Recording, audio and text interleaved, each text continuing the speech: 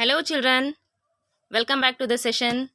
So, today let us continue the session with Chapter 2 Is Matter Around Us Pure? Children, in today's session, we'll be discussing about fractional distillation. So, in your earlier class, you have already learned simple distillation. So, what is the difference between fractional distillation and simple distillation? So, in the last session, we have learned that is how to separate a mixture of two miscible liquids using simple distillation. So, the condition for the separation of mixture of two miscible liquids in simple distillation was that the boiling point, is it? The boiling point of the two mixtures should be at least 25 degrees Celsius or 25 Kelvin. So, the mixtures what were used in the last session was acetone and water. Is it? Acetone's boiling point was 56 and water's was 100 degree. So, there was a lot of difference between the boiling points. So, it was easy for us to distill the two mixtures using simple distillation. Whereas, in a mixture of liquids having boiling point difference less than 25 Kelvin, if the boiling point difference is less than that, then what happens? We get vapors of both the liquids at same temperature. If there is a difference in the boiling point is very less, both the mixtures will start to boil at the same point within within the difference. If it is very less, that is within 25 degrees Celsius, less than 25, both the liquids will start to boil and vapors of both the liquids will start to form. Then can we collect can we separate the mixtures there? No, we cannot separate. Is it? Distillation cannot be achieved. Separation also cannot be achieved there. So, the separation of such mixtures into individual component can be achieved by fractional distillation. Here, fractional distillation involves repeated distillations and condensation. Okay. So, what happens in fractional distillation?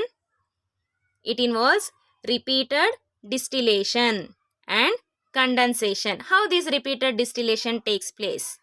As we'll learn it. So, fractional distillation is carried out using fractional column or fractionating column.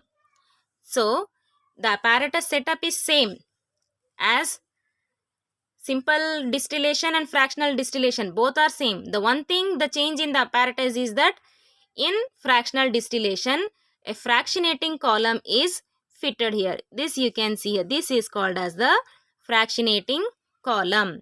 And whereas in simple distillation, this column, fractionating column was not there. Directly to the distillation flask, the thermometer was fixed and it was fixed to the water condenser.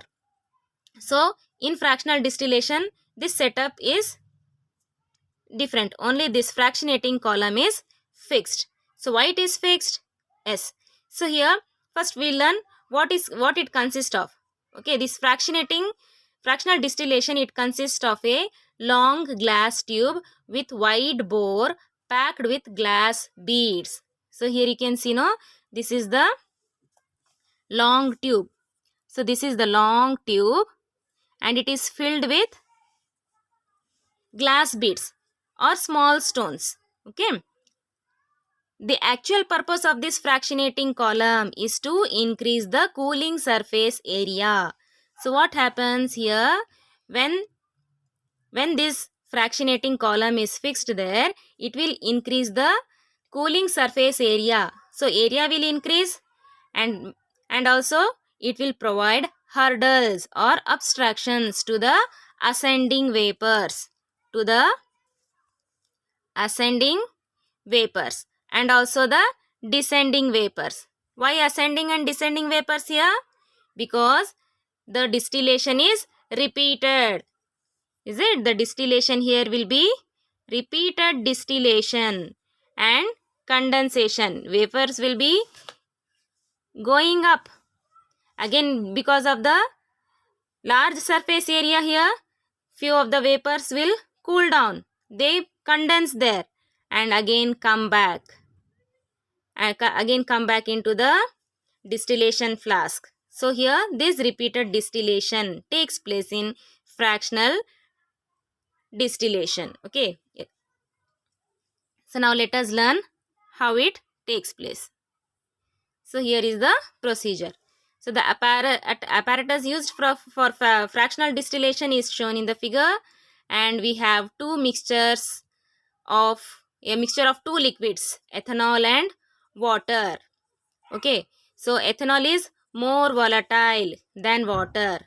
So ethanol is more volatile. More volatile means here it will start evaporating at low temperature. So the boiling point of ethanol is 78 degree Celsius. Okay, boiling point of ethanol is 78 degree Celsius, whereas boiling point of water is 100 degree Celsius. And there is a difference of how much? How many degrees Celsius? Only 22. Is it? 22 degrees Celsius. Is it? So which is less than 25 degrees Celsius, because the difference between the boiling point should be at least 25. Then we can separate the two miscible liquids. But here the boiling point difference is only 22. So because of this reason, fractional distillation is used here. Okay. So here there are the two mixtures, that is ethanol and water. So what happens now? As this mixture is heated up, if you start to heat the mixture, it will raise the temperature from 0 to 5 to 10, 11. So again it will go on increase, and at a point it will reach 78 degrees Celsius. At 78 degrees Celsius, the thermometer will show the reading here 78 degrees Celsius. So what happens at 78 degrees Celsius? Because the boiling point of ethanol is 78, here ethanol will start to boil and change its state from liquid to vapor. The vapors will come out here. Whose vapors? Ethanol vapors. Because boiling point of ethanol is 78.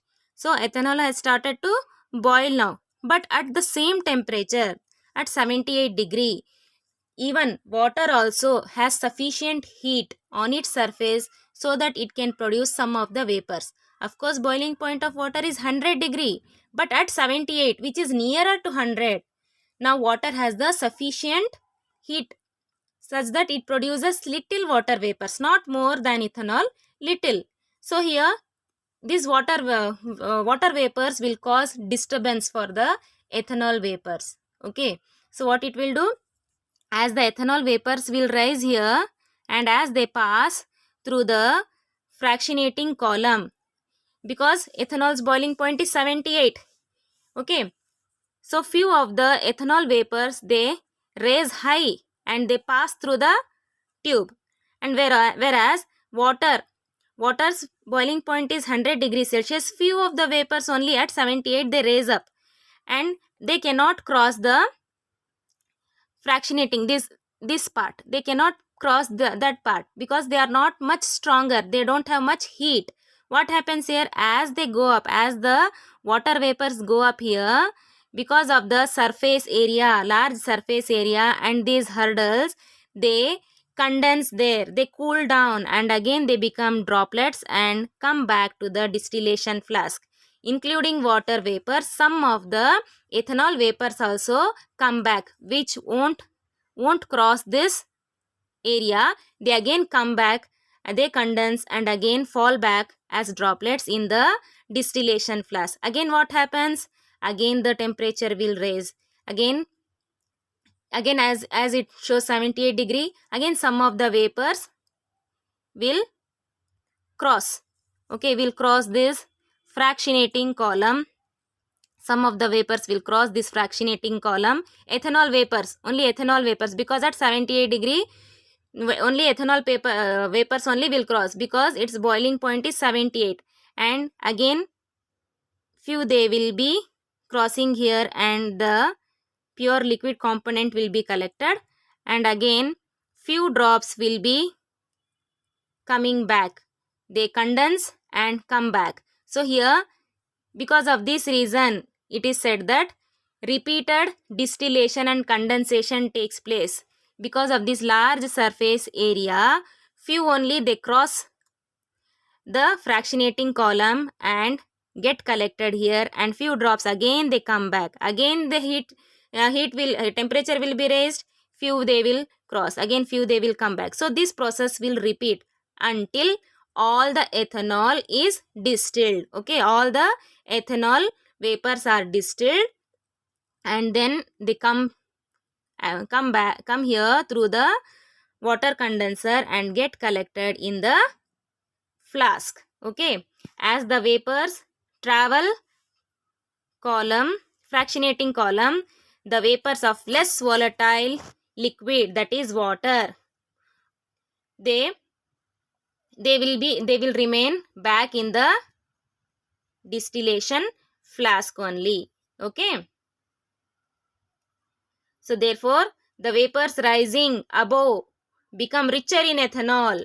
Okay, the vapors which are rising above become richer in ethanol, and the liquid flowing down becomes richer in water, because water still the temperature is not moving up to 100, because still ethanol is present here. No, few ethanol drops are coming back because of condensation, and it is not allowing the water to reach 100 degree. Because of this reason, the liquid flowing down becomes richer in water, and the vapors rising above will be richer in ethanol. And this process of distillation and condensation is repeated at every point in the fractionating column. So as a result, a series of successive distillations by the time of component, that is ethanol, it is collected in the flask here. Then when the more volatile component has completely distilled over, the temperature will again start rising, and when the boiling point of less volatile component, which is less volatile component here? Water is less volatile component. Then the temperature will reach the 100 degrees Celsius. Then water starts distillating and it will be collected in the another flask. Okay, in this way separation of two miscible liquids whose boiling points differ by less than 25 Kelvin can be achieved. So this is the process of fractional distillation. Understood, children? Here fractional distillation is used to separate two miscible liquids whose boiling point difference is less than 25 Kelvin. Okay, and simple distillation is used to separate two miscible liquids whose boiling point is 25 or more than 25. Okay, understood now? Yes. So thanks for watching the video.